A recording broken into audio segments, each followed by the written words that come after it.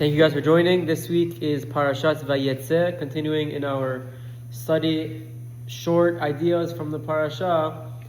We analyze a pasuk or two and we delve into it. So this week, the beginning, it's actually it's an amazing parasha. Vayetze covers a lot. Begins with Yaakov's dream when he's leaving Israel.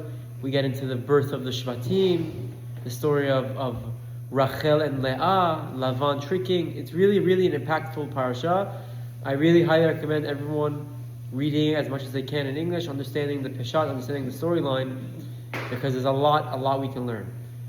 I'm going to focus in tonight on the beginning, the dream of Yaakov. Again, it's going to be less Peshat based, more an idea, a cute thing that I saw right now that really resonated with myself. So I said, we'll learn it together, and if anyone can grow from it, it's really beneficial. The Torah tells us, "V'hineh sulam mutzav arza, v'rosho magia hashamayma." In the dream of Yaakov, as he's departing Israel, remember, last week's parasha, where are we? Yaakov got the bracha from Yitzchak. Esav got upset. Rivka said, "Go to my hometown, find a girl from there." So they depart. Yitzchak gives Yaakov a beracha and he leaves. And on his way out of Israel, Yaakov, there's this episode where he has a dream and he sees angels going up and down the ladder. Olim v'yordim bo. Okay? V'hines sulam, but there's a ladder, mutzav arza, that's standing on the floor. And in the dream, Yaakov sees that the head of the ladder is all the way in the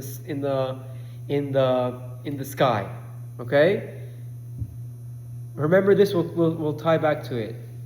There's a famous Rambam, one of the most famous, the Rambam, Maimonides. He died in the year 1204. He's the author of the Mishneh Torah. It's a 14-volume compilation, also known as Yad HaChazaka, where he basically codifies all of the Torah in one book, all of the oral Torah in one book. He takes all of the Mishnayot, all of the Gemarot, all of the Midrashim, organized 1,000 chapters, if I'm not mistaken. I think it's exactly 1,000 chapters, by halacha, accurate, meticulous, every letter meant something. Are those with the blue books in Sharach Limon? Great question. There are different publishers. So I don't know what you're referring to when you say blue. Oh. No, it's fine. Meaning there's the Frankel edition, which is red. There's another one which is brown. There's a single volume which is beige. So it depends on the publisher of the thing. There could be a blue copy also, blue cover also. But the Rambam, he wrote really all of the Gemara, he summarized and he codified the halacha in his work.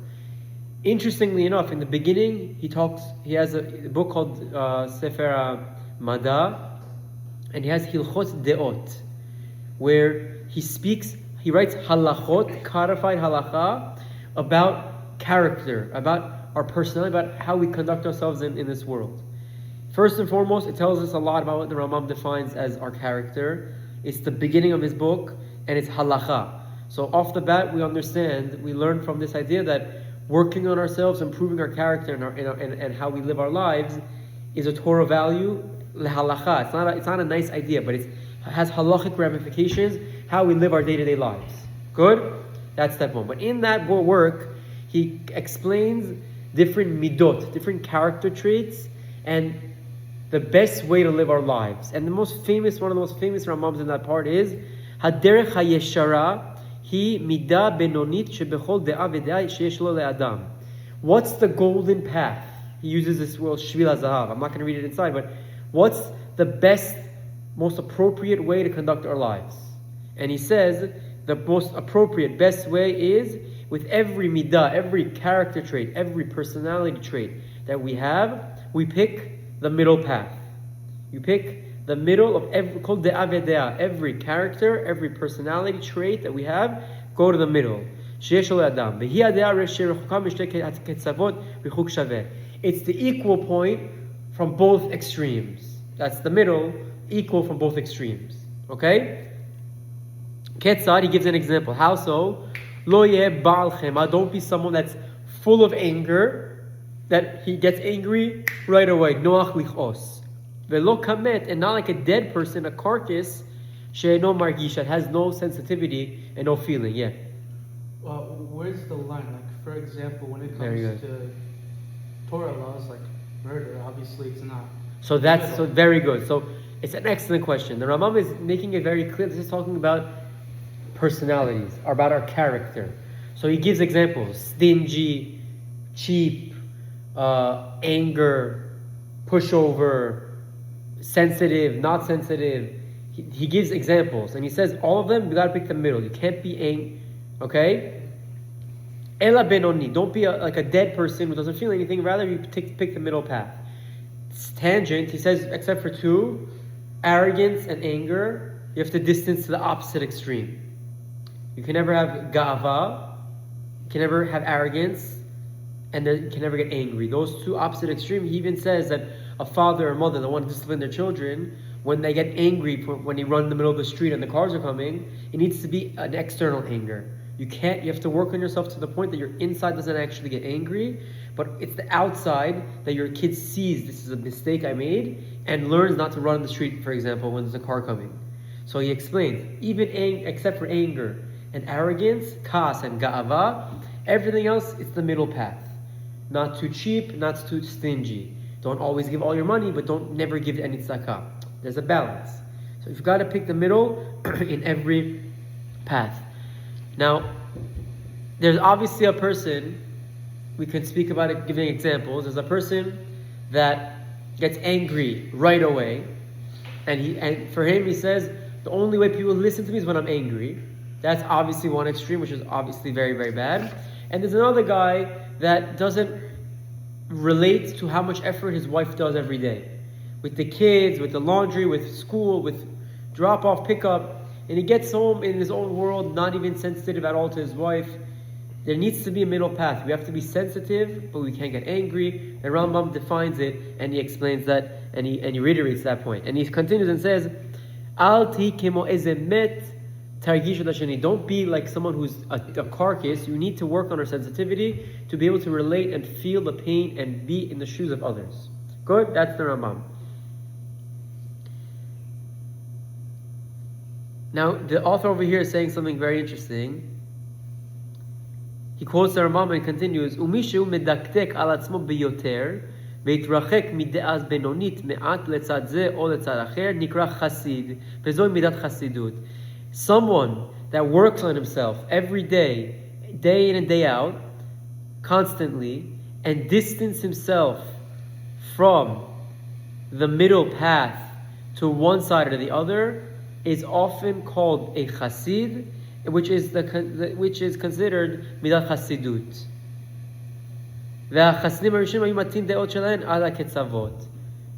And the idea is, like we said, we got to pick the middle path, shvila zahav, the golden path, where we're never extreme in any direction.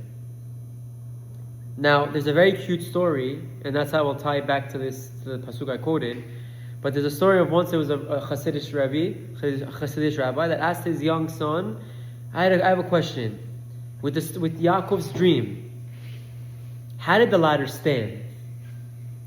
And he looks at the son says, you're right, the ladder needs to lean on something. How can a ladder stand? Again, it's a dream. We're not supposed to be thinking literally, but it wants to drive a point across. There was a shadow.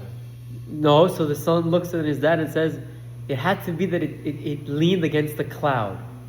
Okay, so that playing along with his son says, okay, fine, but that means the ladder had to be extremely light, that it wouldn't topple through the cloud. The cloud needs to be heavier than the ladder itself. And the kid's thinking, he's thinking, okay, fine, that makes sense. But then the father asks the son a question: how can the angels go up and down the ladder? If the ladder is so light that it doesn't fall through the cloud, then how can they climb up and down the ladder without it falling and breaking through? And the kid looks and looks and looks at his dad and says, Abba, angels, they're very light. They don't weigh anything. So it's fine. They weighed less than the ladder, which weighed less than the cloud, and that's how it stood. And the father, in a cute way, answers, and I'll say it in Hebrew and I'll translate, yep, this must be the answer. And remember this rule forever. ככל שאדם יותר רך, כך הוא יותר מלאך. It's a rhyme in Hebrew, but it translates to, the more a person is soft and easygoing, the more he is considered like an angel. So why is this tying to the pasuk we read? So in the beginning of the parasha, in the part of the dream, Yaakov sees angels going up and down. And again, it has little to do with the literal storyline, but it has a lot to do with we need to act like angels. Meaning whatever it's a very bold statement. What does that even mean? So not what we imagine, not what we picture, but we have to understand that when the Rambam defines our character, our midot, we need to be extremely mindful and careful to not be at any extreme. And this is something extremely important, especially in our youth. Again, we're all the same generation. That's something that when I commute, I listen to different shiurim. Something I'm listening to now is by Rabbi Moshe Weinberger. He gave this class 7-8 years ago, but it's based on a book called Da'at Hatzmecha, Know Yourself. And the theme of the book it's a very deep, beautiful book. The theme of the book is we have an obligation to know ourselves, as the title says, and know our personality as we mature and grow in this world. And towards the end of the book, the author has a small essay, but he explains that this idea of understanding our strengths and weaknesses is a prerequisite to having proper shalom bayit. Without this self-reflection, without focusing in on this, even whenever we're not even thinking of dating. You guys are 21, 22, how old are you? 20. There's no pressure on any of you. Oh, happy birthday. There's no pressure on any of you at this stage in your lives probably to be dating. Am I wrong? I'm not wrong. I understand the reality of the Gemara says by 18, 20 you should get married, up until 24. But realistically in our generation, there's no pressure. Baruch Hashem, unfortunately the girls your age they lose sleep over it and they're also young. But Baruch Hashem, that's not a different discussion. But right now there's no stress, there's no pressure. So what's our job at this stage in your lives? In this stage in your lives is work on ourselves, work on our midot, work on our character, so that when that chapter in my life arrives, I'm not late to the game. I'm not playing catch up. I already know myself. I've identified my flaws, my weaknesses, my strengths. People have this misconception that you just need to get married and that's it. That's the easiest part. It sounds crazy, but that's the easiest part. The real work begins after the chuppah, after you break the glass, after we dance the night away, and after you get back to the apartment or hotel or a room, whatever it is. The next morning, that's when real life begins. That's when real work starts. Just getting married and finding a girl that says yes is the easy part. It's the day in and day out effort and toil and working on ourselves that makes or breaks marriages. So now, when we're young and we have not so many stresses, not so many worries, this is the best time in our lives to work on these things, to improve, to look at ourselves in the mirror and say, what are my flaws? Am I stingy? Am I a pushover? Am I soft? Do I get angry easily? Identify our flaws and begin working on them now. Begin tackling them and going after them now. Because you're going to have to do this once you get married. You're going to have to do the same once you have a kid. Once your kids get older. Every stage in life, we have to constantly be doing this. So if we can preempt that and start working on ourselves, working on our sensitivities, working on our character, working on our kindness, working on our charitability, working on our chesed, teaching and inspiring in ourselves the ability to give others. These are all values and fundamental pillars and foundation that make a healthy home, build a healthy family, build a healthy relationship and a couple. So even at this stage in our lives that we're not thinking about dating, we're not thinking about marriage at all, it's still the time, based on this idea, to be working on ourselves, learning the Rambam's ideas, working never to any extreme, slow to anger, and there's so many tricks, there's so many techniques. There's the breathing technique, there's the counting. When you get, let's say you have a tendency to get angry, you feel yourself boiling up. What do we do? The best advice I ever heard, and I always give, is before you react, count to 10. 99% of the time, you're going to be at most half the anger you were in the moment. someone you feel like someone gypped you, someone's taking advantage of you, deep breath, count to 10, and then reassess. Off the bat, that will bring down your anger in half, most likely. You stub your toe. Instead of immediately erupting, who put the Lego here?